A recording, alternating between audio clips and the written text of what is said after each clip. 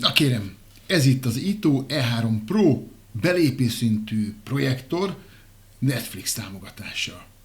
Ez meg a fiam pókja, akinek benne kell lenni ebben az adásban. Szóval tartsatok velem. Hát megint egy szokásos projektor tesztet kaptok, lemértem mindent, fényt, meg hangot, meg mindent, elmondom a véleményemet, beszélgetünk egy kicsit a külsőről, meg a specifikációról is. Szóval csapjunk bele. No, ez itt kérem az ITO E3 Pro, ami a gyártónak az új belépő szintű projektora. Az újat úgy értsétek, hogy ez a projektor már 2 évvel ezelőtt is piacon volt, de nem pont ugyanez a projektor, hanem ennek egy régebbi verziója, és a legfőbb különbség az volt, hogy abban a projektorban még volt egy külső tévédoboz, itt a projektor hátuljában berakva egy ablak mögé, ebben viszont már nincs, minden integrálva van. Más különbség egyébként nincs, ugyanaz a fényerő, 600 ANSI a gyári érték szerint, a hűtés halk, van Netflix támogatásunk, Widevine L1 támogatás természetesen, és Android TV fut rajta. Szóval úgy igazából a specifikáció alapján mindenféleképpen nagyon jónak mondanám, főleg, hogy hát nagyjából 47 000 forintot kérnek érte, ami brutálisan alacsony ár egy ilyen képességű projektorért. Na, de mi a valóság ezzel a projektorral kapcsolatban? A szoftverről megint nem szeretnék túl sokat beszélni, hiszen az Android TV-ről már nagyon sokat beszéltem, minden egyes projektornál, ahol ez van, elmesélem, hogy ez egy direkt TV felületre, távirányítós használatra optimalizált Android, aminek az a lényege, hogy távirányítóval könnyen tudjuk vezérelni.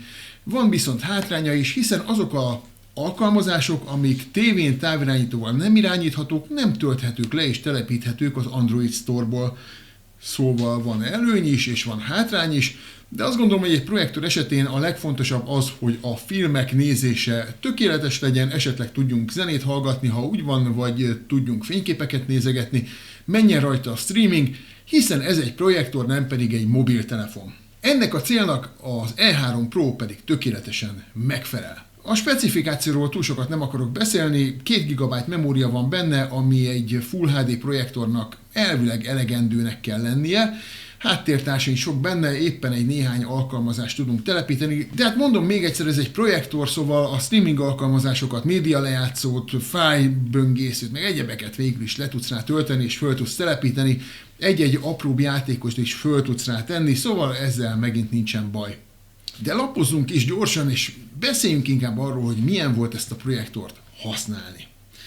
Mert ugye, ahogy mondtam, ez egy nagyon olcsó projektor, 47 900 forint a mai nap kuponnal az ára, ami egy brutálisan jó ár egy olyan projektorért, amiben Widevine L1 minősítésű Android TV fut, magyarán az összes streaming szolgáltatást Full HD-ban, nagy felbontásban tudjuk vele nézni. A 600 ANSI sem egy rossz teljesítmény, a fényerőt tekintve, hangban pedig kapunk 2 darab 10 wattos hangszórót, amik megint csak azt ígérik, hogy viszonylag normális mozis hangunk lehet.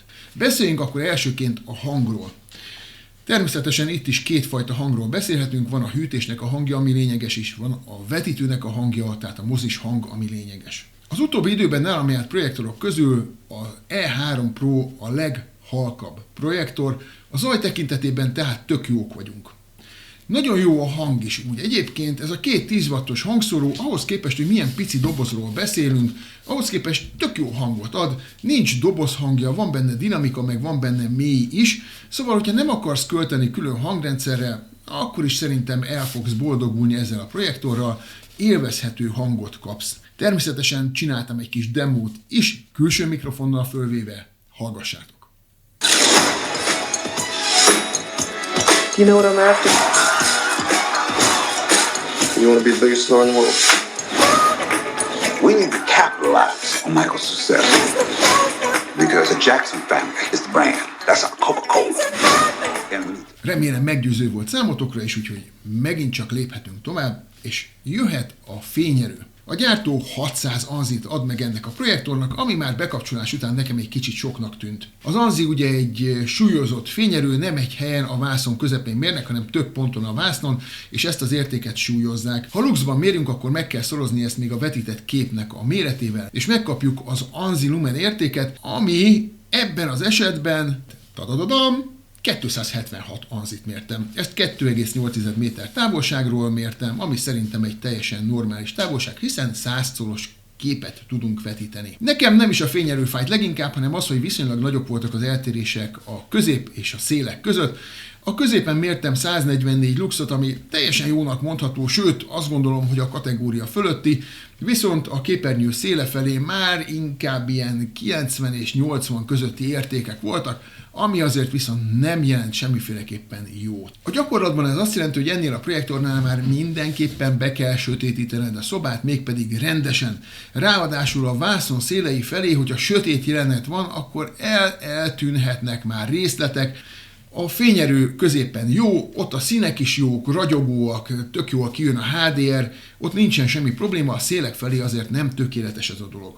Viszont hát azt tudom mondani, hogy minden terméknél ahhoz kell viszonyítani a képességeket, amennyit kérnek érte, és mivel ez a projektor 48 000 forint alatti áron érhető el, azt kell, hogy mondjam, hogy igazából egy tök jó projektor. Tehát 48 000 forintért kapunk egy olyan LCD LED-es projektort, amiben 30 000 órás üzemidő van, ami tudja a Widevine jelenminősítést, amivel mindenféle streaming tartalmat tudunk Full HD-ban vetíteni. És ez a szolgáltatáscsomag megfejelve a benne lévő tök jól használható hangrendszerrel szerintem egy kimondottan jó vétellé teszi az Ito E3 Pro-t. És hát ez a konklúziója ennek a tesztnek. A gyártó megint egy kicsit túl nagy értéket írt rá fényerőben, de ennek ellenére a használat közben tapasztalt képminőség, fényerő mindenféleképpen megfelelőnek számít, főleg ebben az árkategóriában. Szóval, hogyha szeretnél egy olcsó, de Widevine minősítésű Android TV-s projektort vásárolni, akkor az E3 Pro-t mindenféleképpen ajánlom figyelmetbe,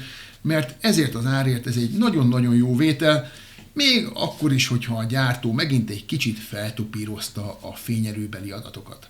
A videó alatt természetesen ott lesz a link, ahol megvásárolhatjátok, ott lesz a kuponkód, amivel a 48 000 forint alatti árat elérhetitek.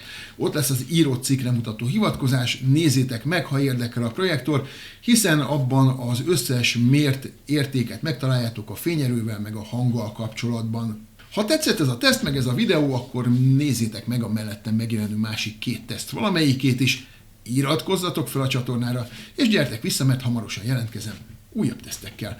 Addig legyetek jók, vigyázzatok magatokra, és várjuk együtt a tavaszt. Sziasztok!